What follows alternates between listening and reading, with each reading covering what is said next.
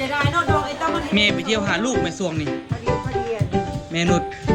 แม่วางแม่ส่วนพ่อไปลินน้ำลูกแม่สวงนี่ วายอยู่ สวงนี่นี่ครบเสร็จทุกอย่างแม่น โอ้ใส่เกลือให้เลยพอไปใส่ไปอะไรเนาะ บอกว่านั่นเนาะตำครบเสร็จเลยเนาะ เก่งใจไอ้ตามอยู่วุ่นวายตัว โอ้เนาะได้ตักช่วยกันแล้วเด้อบัดนี้เด้อส่วนประกอบเรียบร้อยไปดีตอนแรงเด้อแรงมื้อนี้นี่กะมาอยู่บ้านที่ตามนะทุกคนเนาะมื้อนี้นี่กะมาเฮ็ดแกงนอแกงเฮ็ดทุกคนมาอยู่กับพ่อสมดีกับแม่นุชเด้ออีกรอบหนึงพ่อสมดี สบายดี อีกรอบหนึงพอดีมาแล้วโอ้สบายเลยบัดนี้ สบายดีแล้วบัดนี้ตะกี้ยังบ่ทันได้อุ้มบัดนี้ได้อุ้มแล้ว เออ ตะกี้อยู่ในท้อง โอ้พ่อสมดีนี่เตรียมโตวดีคักขนาด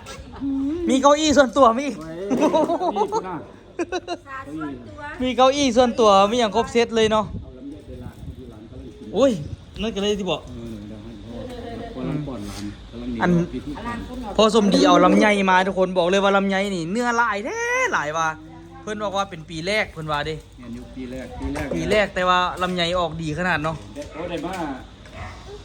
จากฝากพี่น้องมื้อเช้านี่ก็เฮ็ดบุญหลายบ้านแล้วนู่นๆๆอันนั้น พอสมดีก็ได้แวะอยู่ประมาณนี้ ไป บ่ได้แวะเสร็จเลยว่ะดิ่งยาวเลยว่ะ ก็แวะแต่กินข้าวเที่ยงอยู่สละอยู่ละเอียดถึงนะ โอ้ เด้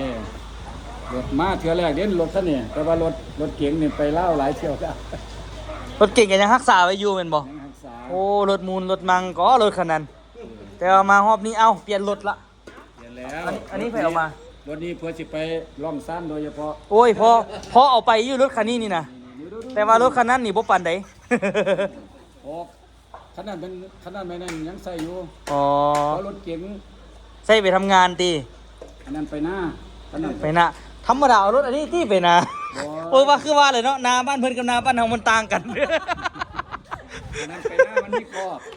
มีหมองใส่เครื่องตัดหญ้า โอ้ มีหมองใส่บักจกบักเสียม ปัดนาบ้านเฮานี่รถเก่งบ่อยากเอาไปเด้เอาไปบ่ได้ โอ้กันหน้า เบิ่งตัวซื้อรถใหม่ให้อู้ขี่ไปนาขาดกลับมาติดรถ ครับครับครับ อันนี้มาบ้านพี่ตามทุกคนมื้อนี้มีหลายคนแฮงมาแบบเสื้อร์ไผ่กันนี่มาอีกรอบนึงเนาะอันนี้มาน่ะ บ้านจากน้อย บ้าน เด้อทุกคนเด้อ เมียงเกาะพี่กิ๊กตามพี่ตามกิ๊กว่ะ กิ๊กตาม กิ๊กตามพาเที่ยว กิ๊ก ตามกิ๊กพาเที่ยวคนว่าเด้ตะกี้เคยได้ยินแต่ว่าตามอุบลคนศรีสะเกษนะ เคยได้ยินนะ เปลี่ยนต้องมีเขานำเนาะ อืม ช่วงนี้มันตามกิ๊กไง อ๋อตามกิ๊กตามบ่ได้ บ่ได้ โอ้ต้องได้ตามกิ๊กกันบ่ ตามกิ๊ก ตามกิ๊ก ตัวข้า เดี ที่ ยว กิ๊กตาม พอสิตามหยังเนาะพ่อบัดนี้ตามรถมันคือบ่ คือก็รู้ว่าทันเลยอ่ะ ตามออโต้ซะไปตามออโต้ปันอยู่น้ำกัน10มื้อแล้วเนาะดูเนาะดู อันนี้ก็ใจง่ายก็ตัว มาแบบงงๆทุกอย่างอู้ ผู้นี้ผู้นี้บ่ได้ เอานั่งเอตดำพี่น่ะตั้งมาไกลหลาย ไอ้ตะลำนั่งก็ไอ้ตะล เอานั่งก่อนพักผ่อนก่อนตั้งมาไกลหลาย ตัวจริงท่านรอก็ในคลิปเด้ ผู้ใดผู้นี้เจตัวจริง แม่นแม่ โอ้ยน้องล้มจะปลอมล้มจะปลอม ที่พ่อกันยังหนุ่มอยู่เก่าสบายดีเด้อ อืมแบบว่ามามื้อนี้นี่งงบ่ได้ฮู้บ่งงบ่น่ะนะพี่ตามก็บ่ได้บอกเนาะ ว่า อยู่บ่อยู่เอ้าแบบว่าเอ้ยตาดำสิมาเอ้ยห้องสิมาแล้วรัดก็สิมารัดก็บ่ฮู้อีกว่าเอ้ยตาดำสิมาเอาก็เลยว่า ำเนี่ยไม่ได้มาว่ะ น้ำแหนมอยู่เฮือนตอนช่วงนี้หันน้ำแหนม แต่คนไปรับที่กูว่าใครสิมาเนี่ย ซิงเกิลใหม่เพลงใหม่ โอ้ แม่นเพิ่นไปสองแน่เพิ่นไทย MV ส่วนแม่ก็ได้มาบ่ได้มา อันน่ะอู้จะฮู้บ่รัดก็บ่ได้ฮู้ว่าเพิ่นสิมารัดมาตั้งหากได้หั่น ไม่บอก บ่ได้มานํกันก็บ่ได้มาก็ไปห้องกับเอ้ยตาดำอีกก็เลยว่าเอ้ามันสู่เจ้าไปเจอกันจังได๋อู้ เลยไม่ได้นัดหมาย ก็เลยมางงว่าสู่เจ้าไปเจอกันจังไดแล้ววันนี้เฮาก็มาเอ้าพอดีมาเจอเพิ่นอีกโอ้พอดีคักว่ะ ย้อนงานแห่เทียนเนาะเขาจะได้ แม มาบอกกัน น เนาะ ย้อนงานแห่เทียนอีหลีที่จริงงานแห่เทียนนี่พ่อแม่เว้าตั้งแต่ปีไก่แล้วว่าโอ้ยอยากมาหรืออยากไปอยู่ แต่ว่าลองสวนเพิ่นไปบ่ปีนี้เพิ่นว่าไปเพิ่นว่าเด้แต่ก็เกือบแผ่นแตกแล้ว คันบ่จองที่พักนี่คือสิบ่ได้มา ดีดีจอง เป็นยังบ่มีที่พักกันนอน ได้ ดี ของไปหน่อยยัง2,000พอเอา พอนอนแล้วพอนอนแล้ว เนาะ พอนอนแล้วพอนอนบ้านพี่ตามแล้ว สะดวกสบาย สบายแล้ว ได้นอนเรียบร้อยแล้วเนาะพ่อสมดี แล้วตอนนั้นน้ำท่วมเนาะตาม เอ้า น้ำท่วม น้ำท่วมอีกว่านี่ น้ำท่วมอุบลตอนนั้นน่ะ นำหลวงบน โอ้ มาบ้านเจ๊พากันมานอน โอ้ เกลือย ก็ดีกัน กัน ตี แน่ นอน เลยเนาะ แต่อยู่นี่น้ำบ่ฮอดติ อ่ะ อยู่นี่น้ำบ่ฮอดติ ปี65ถึงน้ำท่วมเดือนตุลาเนาะ เบิ่งแม่จับขึ้นมาดูแม่ ตะดัง จับเฮ็ดขึ้นมาดู นี่เนาะอัน รักษาแล้ว อันนี้คือได้อันนะแกงเห็ดจับขึ้นอีกจับขึ้นอีกจับขึ้นดีๆก็ตำรวจเอง เด้อสื่อนำทางเด้ออดีเด้อ ตัวนั้นนะรถเป็นสัตว์นั่น เอาอันนั้นมาแม่กระสอบพ่อสมดีเอามาได้สั่น อ่ะ กระสอบที่พ่อสมดีเอามาเมื่อกี้น่ะลูกก็ไปไว้รถแล้วว่ะ อย่างคืออย่าง เอาโอ้ว่าสิเอาให้เพิ่นล้างเฮ็ดอย่าเฮ็ดอันนี้เอาสั่นน่ะ ล่างแล้ว อืม โอ้บ่ต้องห่วง เบิ่งโอนะมาทุบนอที่แกงนอ พอแล้วหุ่นดีเนาะ ฮะ พอแล้วออกกำลังกายดีจริง ออกอยู่กอออกทุกเช้าก็แต่ว่าน่ะออกกำลังกายดีบ่สู้ผู้นี้แต่ว่าหุ่นผู้นี้นี่พังเพิ่นว่าพ่อน่ะเพิ่นว่าพ่อออกกำลังกายดีบ่หุ่นคือดีเพิ่นว่า ขึ้นไปขึ้นมาแล้วเอามา แสนเด่นนี่น่ะเบิ่งเอากรีดยางหานอเฮ็ดเมียงต่อเฮ็ดเมียงเพื่อออกกำลังกายมัดทั้งวัน แต่ว่าน้ำหนักไม่ลดเลยครับ ล่าสุดเอาลงเฟซมีแต่คนมาถามซื้อนอกไปหานอก เอาลงเฟซลิลินมีแต่คนถามซื้อมือเดียว50ปลายกิโลมื้อนั้น ทำ ป้ามือไทยมือปะ ลูกเฮ็ดเป็นหมองคนทรงความที แมนเป็นขนส่งน มานี่ยุ่งเคียวแท้ว่า ำไปยามลูกเลยแม่ นี่เด้รถสิพาไป แม่นบ่ เออ ไปยามเลยแม่ นี่ว่าพ่อฟังข่าวอยู่ตอนเขาติดคำล่องเสียงโอ้ รถพ่อนี่เป็น เมนุษย์ยัง ได้อ๋อพ่อสิไปผู้หัวล้วนเป้าหมายไปบ่ลูก ไปที่พอ ไปจะไป มันอยู่ทางไหนผู้หัวหลวง เอาบ้านคุยเลย30 โอ้ ปลาโทยังดนแท้ นึกว่ามีแต่ทางเมื่ออันนี้เกิดก่อนก็แม่นอบ้านบ่ เกษียณก่อนกับบ่ได้ปะ ผู้หัวรถที่ภาคเหนืออยู่ภาคกลางใช้สุขทุกการเลย ยอดเป้าหมายที่จะไป แข็งแรงอยู่นะแข็งแรงดี มีโอกาสมีโอกาสล่ะมือพักล่ะมาจิ้งม้าเอาเนาะแม่เนาะอยากไปเที่ยวเสกอะไร ไปแนะน้ำอยู่หลังบ้าน แม่นี่ ไล่ ตั้งปี จาก เกษียณ ไหลแล้ว สัตว์2030 แสดงว่าประเทศลาวน้ำไหล ก็73 มาไว้ เอ้า กับกันเดียวนี่73นี่6เก่าละ กินได้หลายบ่นี่คนกินไป4 5 0 0หลายได้อยู่บ่เอ้ เดี๋ยวบ่สิปากเปื่อยบ่ ตัวปากเปื่อยเลย โอ้มักกินเด้หั่น แต่ว่า ปากเปื่อยแล้วมันเป็นของตู้ไม่ใช่ เพิ่นหู ปาก เนาะ เปื่ เลี้ อย ย งง่ายเนาะ โอ้ตอนนี้เลย มันขึ้นน้ำคนน้ เอ้ โอ้ ำขึ้นน้ำมันน่ะเพราะว่าเพิ่นห้องเพลงเตาได้ เป็นทางเรื่องของเจ้าบ่จักเสีย ที่แม่ทุกญาติเด้อ ยังบ่ได้อาบน้ำให้เพิ่นเด้อ เดี๋ยวเฮามาเกี่ยมแล้วทุกคนเอาเกี่ยมมาเครื่องเก็บของเกี่ยมแกงก่อนทุกคนเพราะว่ายังไหลแนวอยู่โอ้ล้มเหมือนกันเนาะแม่นแล้วอันนี้ ไปที่เรากันยังได้เก่งนอกเลยนะตัวเลยเก่งเฮ็ดก่อนลาปากแม่ ใช้โทรศัพท์ ฮะ สั่ง วันเลยคนปาไปเตียง เดี๋ยวสั่งโทรศัพท์ไปเพิ่นมาหนึงก่อน จะได้นอกดอกไอ้เต้ามัน แม่ไปเที่ยวหาลูกแม่สวงนี่ พอดี แม่นุชแม่วางแม่ส่วนพ่อไปลินน้ำลูกแม่สวงนี่ วายอยู่ สวงนี่นี่ครบเสร็จทุกอย่าง นั่นบ่ แม่นมีทุกอย่างที่ควรไปลินไปเบิ่งกันน่ะ คุยกันก็พออยู่มื้อนี้เฮาสิได้ไปเยี่ยมลูกจนว่าลูกเขาใหญ่แล้วจนว่าเขาตัวใหญ่แล้วจนว่าแรงหันแล้วแรงหัน ลูกก็เว้านำอูอยู่เด้พอสนดีคือว่าเงียบแท้คิดฮอดเท่าใดก็โทรหาเป็นซอกเป็นซ่วง พ่ออยู่พ่อไอ้เป็นไดพ่อตัวเป็นไงโอ้ทานอยู่เพิ่นเขาแก่ตัว มีช่วงหนึงหั่นพ่อแม่นพ่อสมดีอ่ะบ่สบาย อ๋อเพิ่นกับรักษาสุขภาพเพิ่นก็ไปหาหมอ อ๋อ ไปตรวจสุข ตอน ภาพนะลูก ตอนลูกโทรหาเพิ่นน่ะเพิ่นว่าเพิ่นบ่สบายเลยไปดูแลเพิ่นสินะ ลูก แม่ แม่ว่ะ แม่ของพ่อลูกเลยบ่ได้กวนเพิ่นปานใดเพราะว่าเพิ่นก็นั่นอยู่ เพิ่นก็เที่ยวไปเยี่ยมแม่เรื่อยๆลูก อื ไป ม ดูแลสลับสับเปลี่ยนกันกับน้องสาวคนนั้น หน่อย พ่อเพิ่นก็เสียอะไรเนาะแม่นค่ะแม่นพอเราก็เสียแล้วเราก็มีเวลา สาธุว่าครบเสร็จแท้อันนี้ใส่ครัวพี่ตามเด้อทุกคนเด้อ ขออนุญาตเพิ่นละเด้อ ขออนุญาตเนาะมาเฮ็ดครัวอยู่ฝั่งไทยปะทบปลาแดกรุ่นใดก็มีแท้บัดนี้ กายว่า ลาปากแม่นุชเด้อลาปากแม่นุช โอ้ แม่นุชจะกระเพาะสมนี้จะกินสุภักสร้างโดยตรงเลยน้องอูจัดให้เฮกะเฮสัวมาฮอดสัวนี้ ระวังอย่างเดียวบ่ให้มันจัดเกินไปเท่านั้นล่ะ เพราะว่าจะแม่เฮ็ด ฮะให้ไม่สุกว่าไม่สุกนี่ไว้ใจได้อยู่ มันจะเกี่ยวเครื่องให้เราทุกอย่างให้เราเฮ็ดอ๋อมันจะรสชาติประเด็นบ่คือเขาประเด็นน่ะ จะเป็นรสชาติของทางเหนือภาคแบบเหนือแบบว่า แต่กะแซ่บไปนิดนึงของอู้กะแซ่บไปนิดนึงอีกก่อมันคนละรสชาติกันก่อ มีหลายพันเลยมีหลายอย่างด้วยค่ะนี่มีหลายอย่างเลย ถูกอันนี้นี่ใครแต่ว่าได้มาน่ะมาบ้านพี่ตามเนาะเราบ่ซั่นกับวุ้ยบ่เฮ็ดกิน อุ้ยว่าให้กิน แต่ว่าแกงเฮ็ดเจ้าเฮ็ดติ แม่เป็น แบ่งกันเฮ็ดเอา นี่เป็นไฟไม้หม้อเป็นตัวหม้อมัน มันไผต้ม ไปตามต้ม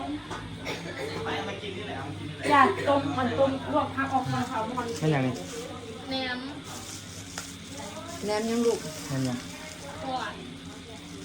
โอ้ต้องได้เป็นนั่นบ่ต้องได้ทอดเพิ่มมา แม่นจังเลยไหนโม ให้ค่อยช่วยหยังบ่ แล้วว่า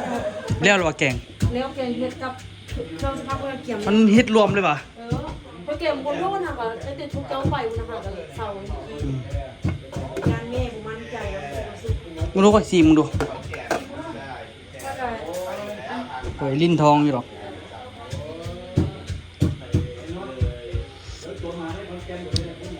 ได้แล้ว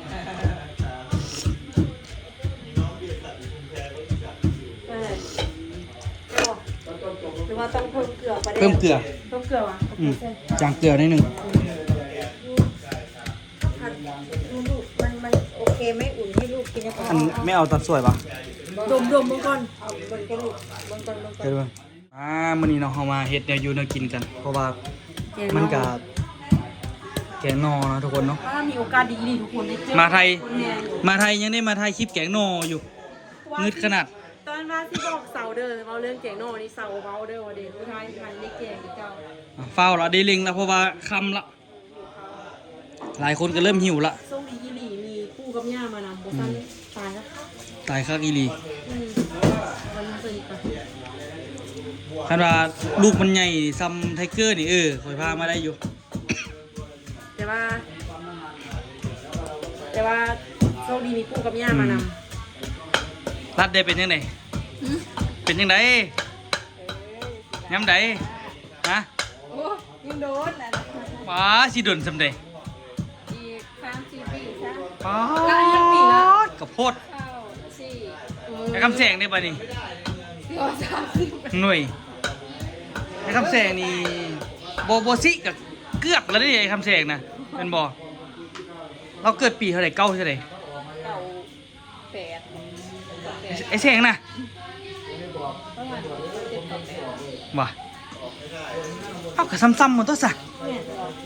นี่เกิดเก่า ตื่นกันไม่ ๆไอ้แสง98ว่ะ เอ้า เกิด2ครั้งเลย มันขอไอ้เพิ่งเขาคืออายุหลายสั่น เกิดไม่ค่ายแบบไอ้เพิ่งน่ะเกิดก่อน ไอ้เพิ่งผมเป็น95คนวะ อ๋อเพิ่งเกิด7ปี ก็เจ็ดว่ะ คล้ายๆอันถ่ายปีเก่าเซตแต่ว่าหัวปีเก่า8นะ โอ้คือกับอูนี่แหละเพราะว่าอูน97แต่ว่าเดือน12วันที่29เดือน12 อีก2มือว่า98นะ ไปเล่นทั้งไหนมาคือว่าเหงือแตกซะดีแท้ เป็นดำบู เห็นป่ะ มันโหดแน่โอ้เกิดแต่เป็นตลาดเอ๋ อันนี้เป็นผู้ใดอันนี้ อันนี้ดู หึ โอ้ลูกพี่ตา โอ้แม่นว่ะกับบ่ฮู้บ่ฮู้ว่านะสวัสดีครับลูกเพิ่นมีผู้เดียววะ เอ้ยหนูตังนี่ หึอ๋อมีผู้เดียวสองคน ผู้เอื่อยเพื่อนน่ะไม่ขอ มีผู้เอื้อยอีกแท้มากับมิตรกิรีบ่ฮู้เลยฮะ กันตีละ แท้ไปรีอยู่แต่ในห้องบ่เห็นก็เนาะ คนนี้คือเรียกผู้นั้นนะ ฮะ ผู้นั้นนะ ผู้นั้นคืนนักก็ผู้นี้อีกตายมันคืนนักนี่ก็คือสิยากเลย เกินวิสัยที่ตัวอยู่แล้วเขาถ่ายคลิปเข้ามาได้ด้วยมันไม่ค่อยได้ถ่ายคลิปสุดท้าย เห็นว่าได้เห็นหน้าอยู่ติล่ะ เห็น เกือบบ่เห็นว่ะ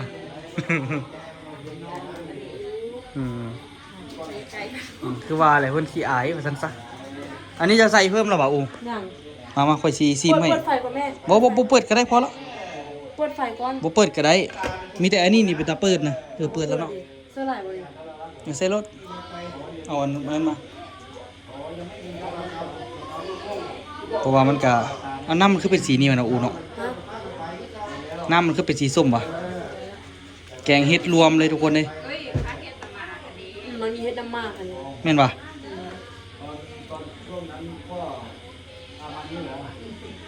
จะเผื่อฟังเผื่อบู๊เลยเนาะ มันอยู่นี่น่าจะประมาณ10 กว่าคนบอก หากเอาใส่ มันมีเฮ็ดอะไรอันหนึงที่เฮ็ดในส้มบอกหรือว่าเขาจะใส่ส้มวะ ก็ใส่ส้ม อืม คนจะใส่ส้ม ยังว่าอยู่ไปบ่ลึงรสชาติอ่ะ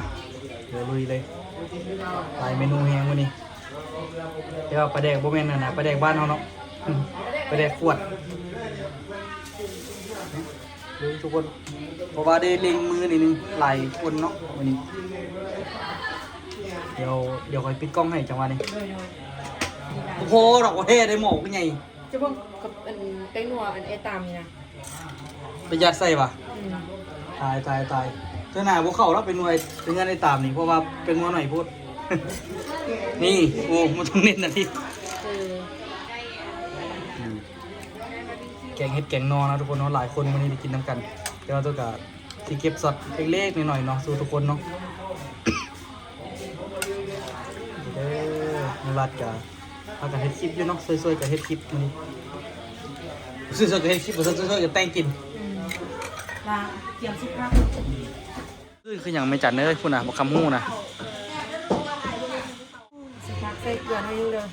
พอไปใส่ไปด้านในนึงเหรอ บอกว่านั่นเนาะตำครบเซตเลยเนาะ นี่ มื้อนี้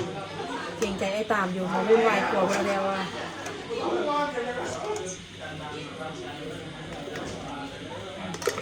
คือบัดนี้อันนี้มันจะเอิ้นว่าอูลองซาน อันนี้เอามางานนะทุกคนเนาะลองเบิ้งให้อันพวกอันสาวตาดำสาวห้องเพิ่นกินซุปผักลาวเหนือเบิ้งไอ้เฮ็ดแบบลาวเหนือนี่เด้อ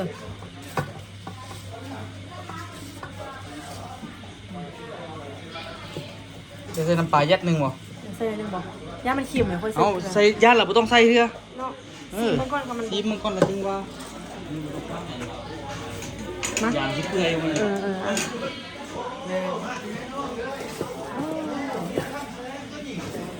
เบิ่งทุกคนเบิ่งเอ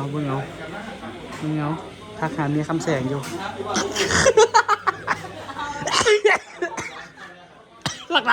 รักใครซื้อบ่เป็นหยังดอกเดี๋ยวมาแวะทางนี้รักใครก็ได้ซื้อเดี๋ยวมาแวะพี่ หุ่นดีเนาะเฮ้ยเนาะ มาพี่แม่มาพี่ หุ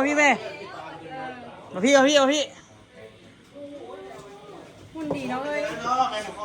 มา กายแม่ไปดีเด้อ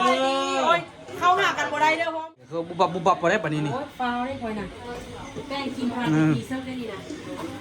คนบอกว่าให้กินข้าวให้ได้ไวกินข้าวเป็นสวยแม่บอกตอนน้อยๆน่ะเดี๋ยวสงครามมาแล้วไม่ได้กินข้าวฟ้าว4 โมงแล้วฟ้าวกินข้าว เห็นมีประวัติเด้ออยู่อันนี้ฟังไทยเนาะ ติดตามแม่งว่าลูกแลนอยู่ โอ้ย อันนี้เฮ็ดหยังนี่ เดี๋ยวหนึ่งลูกชิ้น ของกินที่โบราณบ่ล่ะบัดนี้แล้วอันนี้นี่เป็นหยังนี่2อันนี่ติดตาม นี่ อันนี้เดี๋ยวลูกชิ้นเดี๋ยวคือที่1นี่ดิ อันนี้อะไรเนี่ย แหนมหมู ทอดเหรอ แม่นหมูพัดเมียก็แหนมหมูพันล้าน บางควรจิบใส่เนาะ จัดสรรมาทุกคนถ่ายคลิปทั้งหน้าเนี่ยเขาบ่สนใจเขาสนใจทั้งหลังหลายกว่านี่ป๊าดโถเงินครัวพิลึกพิโลแท้ มีในสองนะ เขาถ่ายทั้งหลังดีกว่าคักสุดละ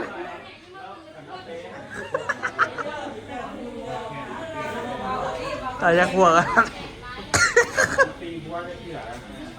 มีปัญหาได้บ่เนี่ยปัญหา คนต่ำบ่อายกับโบสร้างสิว่าแล้วเดี๋ยวพวกนู้น จักแสบบ่แสบเลยเราจึง ถึงคนไทยถึงคนลาวบ้านนี่ ไปนั่งผู้นี้ตุ่นแล้วเนี่ยแล้วปาดบักนาวกับชิบุได้เดี๋ยวมันปาดมือนี่ขนาด เละเล็บแล้วจนขาว เราโฟกัสเป็นนัวเลย เดี๋ยวที่บ้านเราใส่แป้งนัวแล้วสิใส่หลายปานใด ใจจุ๊บมายืนเบื้องเลยชิบุได้ใส่แป้งนัวเอามาอย่างดอกพี่เอามาเมียนเป็นยังไงโอ้มาเจอพี่ต่อกับสุกเนาะ ใน2 บาทก็เยอะอยู่ว่ะ แมน ไปเห็นกับไปตึกปลากับเขาไปตะมุน ฮะโอ้ปีนี้เกือบบ่ได้ไปเลยปีนี้ยุ่งขนาดแต่ว่า ใช้สำนักตัวเห็นละมาแต่ไทยนั่นบ่ เมนไอเกตไอเมกไปว่าวันนี้มีเฮือจักรมีอย่างครบเซตแล้วก็ ไป ตะกี้ เวลาไป ตะกี้บอกกล้าขับเฮือจักรเดี๋ยวนี้เฮือจักรก็ขับละ ปูได้50 เมตรเลย โอ้ย ถ้าข้างตัว40ลักเลย 500 เมตร บอทางนั้นเป้าอันตามแผนการของฮาร์เลแมนปูตั้งแต่ท่าพระบาทพิยาทางเข้าพิยาตัวบนเป็นดินแดงมาจนว่าไซส์สมบูรณ์เลยแล้วปี 2030 แล้ว ตอนนี้ปูได้500 เมตรแล้ว โอเคข้าวก็ได้ไปดอกเนี่ยเรื่องไหม ไอ้ต่อมา ไปต่อ เข้าไปเลยจะไปดิไป พอนั่งกินเบียร์อยู่บ้านต่อก่อนครับ เอ้ยแต่ว่าก็ดีเลยนะออกจากเวียงหน้าก็ไม่ก็ดีเลยแหละ บอกกันแล้วนะคน เลี้ยวเลยนะออกจากเวียงนะ ฮะ โอ้ ทางเบียงก็ยังบ่ทันแล้วดิแต่ว่าเขาเจ้าก็เล็งเฮ็ดก่อนเดี๋ยวนี้ ขนา คั ด นเบิ่งปีหน้านี่คือสิสบายแฮงละแต่ว่ารถนักเที่ยวกับเพคือเก่า ขนาดโบเลวอันคนรถคนไทยอะนะ คือเนี่ยตอน มา นี้ ได้กรุงเทพนะไปบักหลายเท่าไรเป็น10 คันอันไปเที่ยวภูหัวโล้นนะแต่มันก็งานไม่ดีนะช่วงนี้เนาะ เอาบัตรสิบ่มีกับบ่มีเลยเนาะโอ้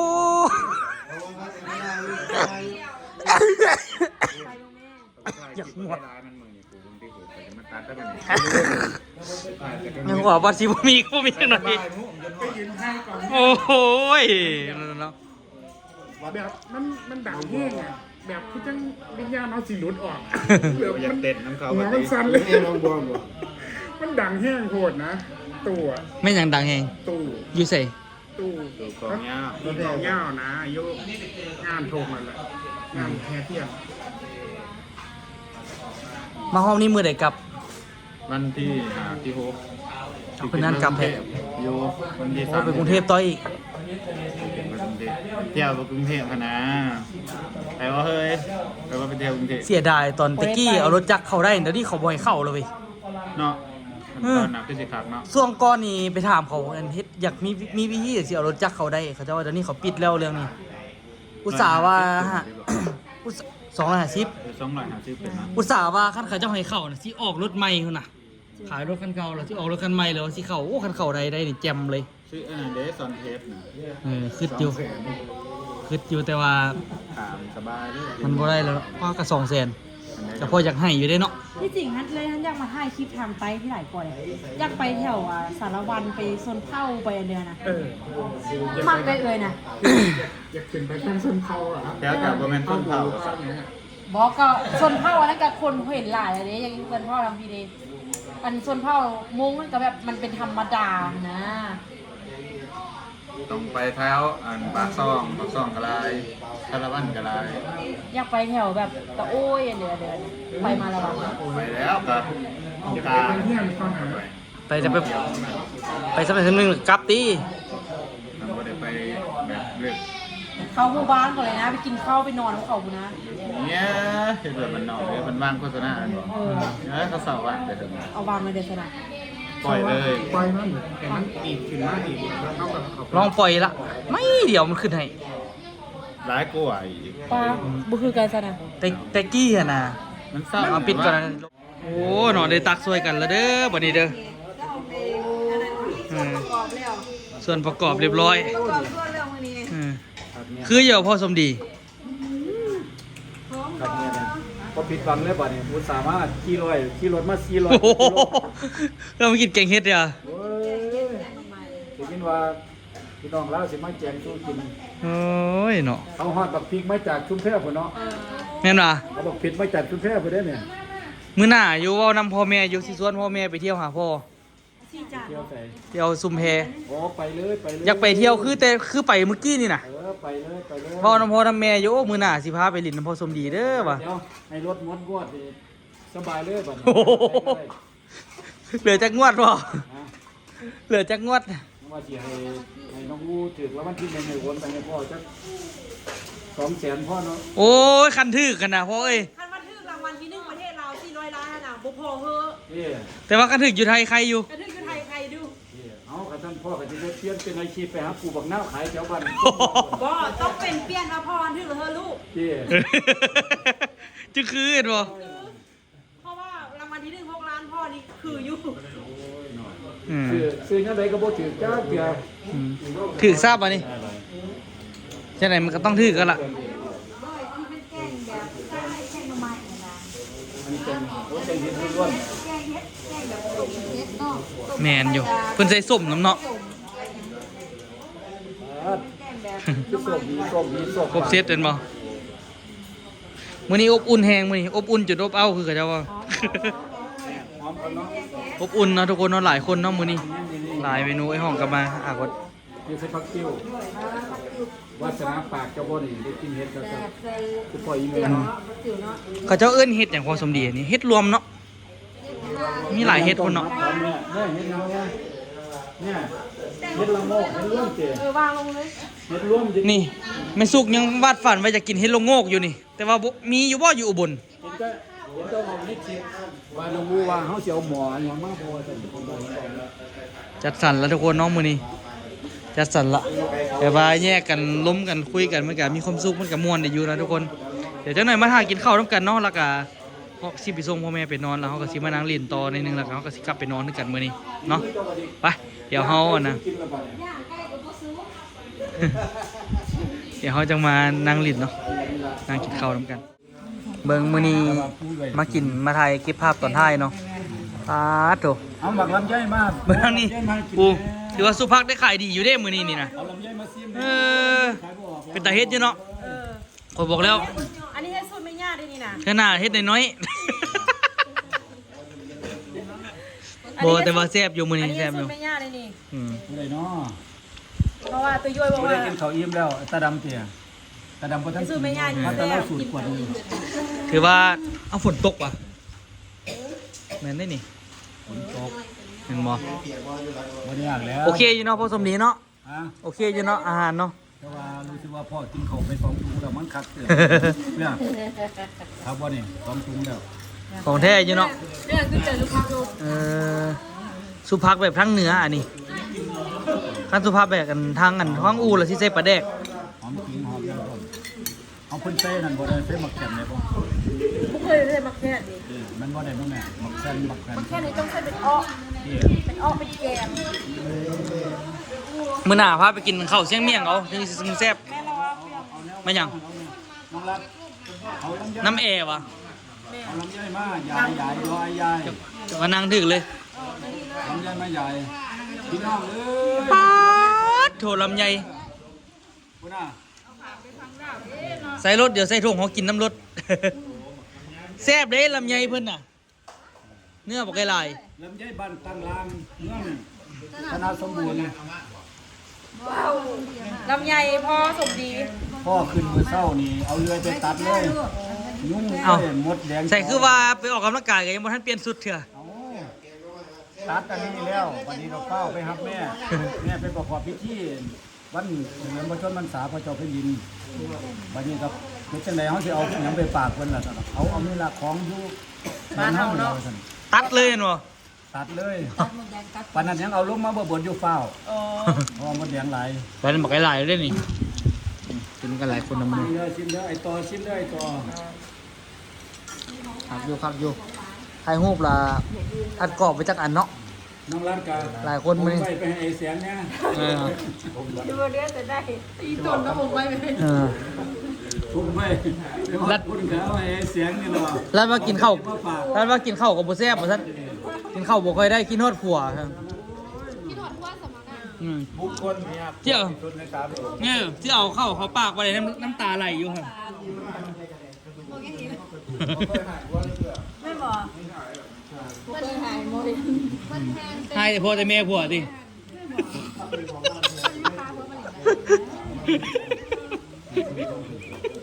ก็ อยู่ร่วมกันมา3-4 ปี 5 ปี 6 ปีบ่เคยด่าผัวจักเทื่อนบ่ มีแต่ตีออก 2,000 กันยังว่าพอเอาซะเอาโตมันสิใหญ่แล้ว บ่น้องรัดเต้าก็ดีเด้ นั่นเหรอ ลูกง่ายแล้วก็แล้วไป มันแบบคันถ้าว่าเฮาสมมุติว่า30จะเอาได้เสียน่ะทุกมือนี่คนเฮาอะนะร่างกายมันเปลี่ยนแปลงตลอดเวลานะบัดเฮามื้อที่เฮาพร้อมมาอยากได้กับสิบ่ได้ก็มีเสียน่ะ ขึ้นเบิ่งเอาคันฮอด30แล้วไผสิเบิ่งให้เอากะเฮานี่คือเก่า บ้านน้องรัดตอนนี้เนาะคันเอาตอนนี้ ร้านใหญ่ เฮ้ยขอสิเบิ่งบ่ล่ะ บ่ถ้า บ้านไหน อืม บ่ถ้าจะมีลูกเป็นของตัวเองอะจะบ่ได้คิดแนวนั้นเด้อีหลี แต่ก็ไปใส่ยากละ ลองเบิ่ บอกเลย หามืออื่นไปขายน้ำย่อยบ่สิได้ขับรถกลับบ้าน เอาทุกคนเนาะกินข้าวกินน้ำกันเด้อ FC ก็กระทางเด้เขาบอกบันไดจะสิเอา อืม คอยสิเผาก่อนได้ก่อน FC ก็บ่ ลำไยเด้อลำไยเด้อ รัดกินข้าวบ่ค่อยแซ่บว่าซั่นแต่ว่าตำบักหุ่งสิเบิดละ เกี่ยวด้วย ปากซี่เนี่ย อ่ะทุกคนเนาะไปเจอกันคลิปหน้าทุกคนสบายหันละบ่เนื้อหลายหลาย สมพอออโต้มากเนาะ แล้วก็กินหลายเลยเนี่ย หลายละทุกคน ออโต้มากกินมาก